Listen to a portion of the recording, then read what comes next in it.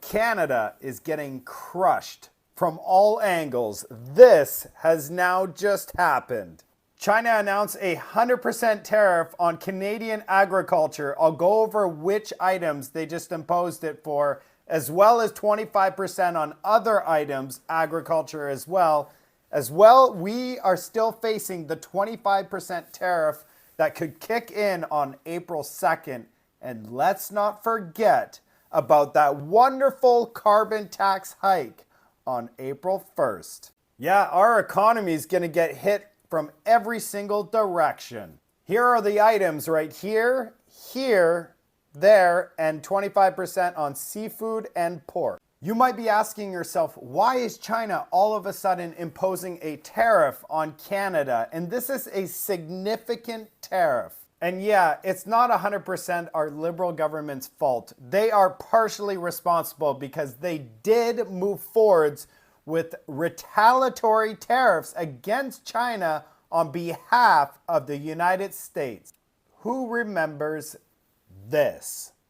Shortly, we will be introducing a 100% tariff on Chinese-made electric vehicles and a 25% tariff on Chinese steel and aluminum. So we did those things to please the US, and in the end, it's Canada that gets absolutely smashed. We'd love to hear from you in the comment section. Things are heating up in this trade war. Canadian Foreign Minister Melanie Joly joins us now. The war is finally here. I didn't see this coming. Trudeau took a decision like they won't respect what they agreed last month. I don't know if you've seen this. This is a trade war like you saw at the beginning of this video. Canadian politicians are coming out with different things on this video. I'm going to show you. On a personal level, I've made sure that every single day in this office, I put Canadians first, that I have people's backs. And that's why I'm here to tell you all that we got you. Even in the very last days of this government, we will not let Canadians down today and long into the future. This is creating too much uncertainty. And we know that business investments is allergic to any form of uncertainty. And we know also that President Trump wants to attract more of the investments to his own country, going against the very trade agreement that has bound us for many, many years. So my point is this: we need to make sure that we are able to bring back certainty. But while doing that, and of course, being in charge of the Canadian diplomacy, I'll be working on off-ramps. We'll find a way to get through this, but we are standing strong in Canada. Because, Christian, what's important for viewers to understand right now is the Trump administration has not only put trade as an issue on the table, they've been presenting many other things, including military cooperation, security and intelligence cooperation, water cooperation, and I could go on and on. Canadians, though, says Americans will feel the pain like they have never felt before. Bro, your country is about to get smacked with 25% tariff while begging us to buy you a maple syrup. Enjoy the pain, charm. That is according to the person who posted this video. I have seen them on CNN. In fact, all the mainstream media is reporting this now. What I see is just blabbing. Last time, they agree with Trump, like they are going to secure the border. They are going to do this. Trump said, okay, no tariffs. Let's see what you can do. Till they, it's like Trump has not seen them doing what they promised. So you can understand the frustration. Trump had to just make it clear the tariffs begin. Liberals say Canada contributes less than 1% to federal into the United States, and it's so minuscule compared to Mexico.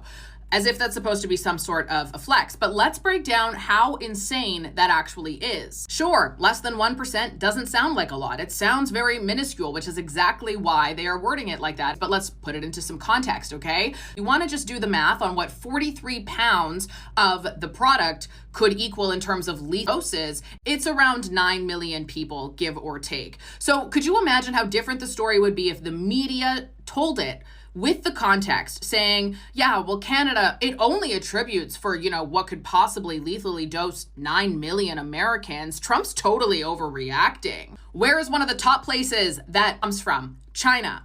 Guess who's not checking shipping containers coming from China going into the US? Canada. An average is roughly about 0.5 to 1% of containers actually get checked. Critical thinking is very important, and I know that they've done a very good job of trying to ensure that you don't have it. The 1% number is 1% seized, which means that there's likely far more than that slipping through the cracks. And if 1% seized can attribute for the loss of life for around 9 million people, just imagine how much more there actually is coming into the US from Canada because we do not check our containers because we want to save money. Now, before you go and regurgitate that talking point, which is, well, then obviously that means that it's the US that has to go and protect their borders. It's their problem. You're failing to recognize the simple fact that this is a huge problem in Canada as well. And if your response is that Canadian border security, Canadian services should be allowed to be so lax that this stuff is running rampant in our own country as well, and it's bleeding through into another country because Canada is a well-known transit point for smuggling due to how lax it is. A weak Canada and US border helps criminals on both sides. And we're seeing that here too. So it's something we should take seriously, not just to be a good neighbor, but also for ourselves. And if we don't want to, and you're going to defend that it's stupid to take it seriously because the percentage is so small, well, then in that case, you're agreeing that Donald Trump is completely within his right to punish us for how lax our security measures have been at this point in time. Trump wants Canada to protect its borders so people can stop doing a lot entering the United States. That was all. I didn't see any additional thing Trump said. At the end of the day, this seems not to be ready to do that. Instead, what they sound like, oh, this is a trade war, this is a trade war, we will fight back, we will do this. You have seen Canadian politicians, about 3-4 of them. I decided to combine the videos so you can see exactly what is going on. This is what they are saying. It's like they have been wanting this, or what exactly? Knowing fully well how their people will be affected. Trump made it clear the other day, like, he doesn't care. America need nothing from Canada. That was Trump. So Trudeau coming out to say, we will continue to boo your national anthems. We will continue to do this. It is childishness when I see things like this. So that is a fight back. What exactly? It is a war crime, like to cut off electricity. If you want to put tariffs on other situations, not cutting off electricity. I think that should be a different thing here. You have this man saying it, they will feel the pain like they have not felt before. When I heard that, to me, it was just insane because Canada, at this point, don't even know what exactly to do. Weaken economically in order eventually to annex us. He said that. He's questioned our border as well. So, well, we've been working on the diplomatic level and working with many of his secretaries, working with him. And I've been involved in all of this, of course, with the Prime Minister and the Minister of Finance, Dominic LeBlanc, here in Canada.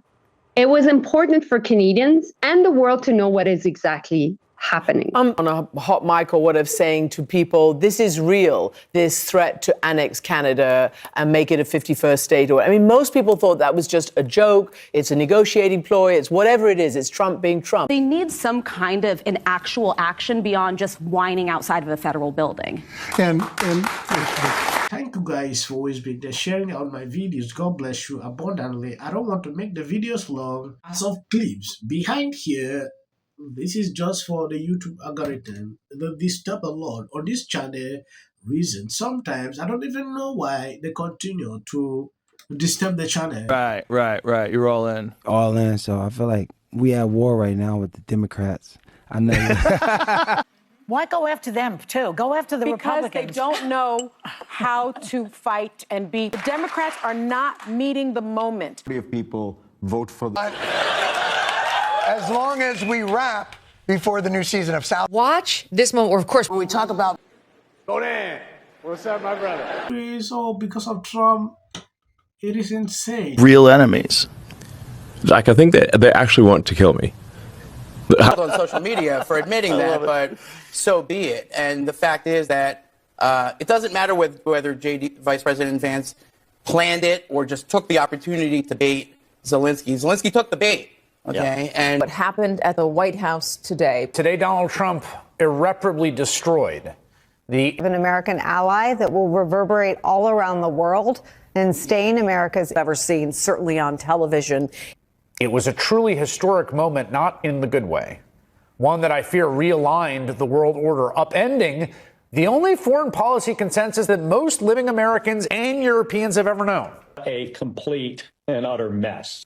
We don't gain anything by acting like bullies, and this is what bullies do.